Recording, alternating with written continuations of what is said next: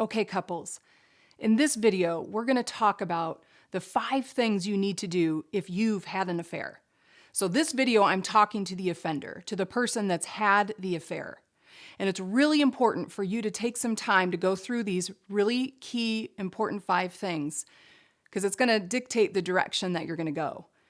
Now, I understand that if you're listening to this video, this is a painful place to be. It's hard to have to go to your spouse and to admit that you've had an affair. I'm sure you're conflicted. There's a lot of emotions involved. You care for your spouse, yet you also now care for somebody else.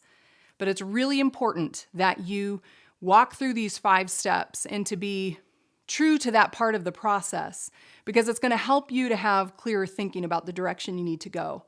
And I would be remiss if I didn't say that the hope is that you are considering saving your marriage. There is hope after an affair, and I think that's important for you to know that. Just because an affair has occurred and you have failed your spouse and you have breached trust in a major way does not mean that your marriage can't be saved. So going through these 5 steps is really important for you to kind of set a different tone and start moving in a direction that's hopefully about saving your marriage. So the first thing that you need to do if you've had an affair is to go talk to a trusted friend, pastor, or a counselor. You need to start talking through your emotions and your thoughts. It's a very confusing time. There's a lot of things coming at you. Now you have a spouse that is aware of the affair and upset about it.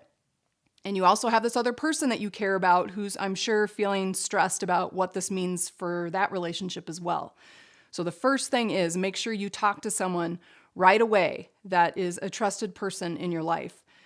Hopefully, if you are a Christian and you care about God's opinion, you're going to talk to someone that represents God's opinion. A pastor, a friend, a mentor, someone in your life that's going to give you the truth from what the Bible says, which is that you should walk away from that affair and come back to your marriage. But nonetheless, talking to someone and getting your emotions out is a really important first step.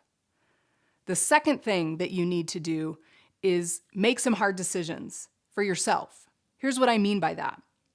In this process of figuring out what you're going to do, if you're going to save the marriage, if you're going to try and save your marriage, or if you're going to stick to this other relationship, you need to think about, am I going to be open with my spouse and with people in my life that I'm talking to about it? Or am I going to be secretive? Am I going to be defensive and have lots of justifications for the reasons why I did things? Or are you going to be sorry and recognize that you made a mistake? You know what? No matter how you cut it, you made a mistake. Are you going to be for your marriage, or are you going to be working against your marriage? Those are some really important questions you need to start asking yourself right away, because it dictates the direction that you're going to go.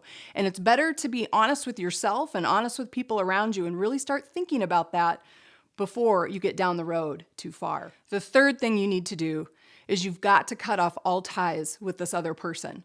Now, I know that's easier said than done. I understand that that's going to be painful and difficult. You've already wounded and hurt your spouse, and now you're about to do that to the other person. That's an unfortunate byproduct of what happens with affairs.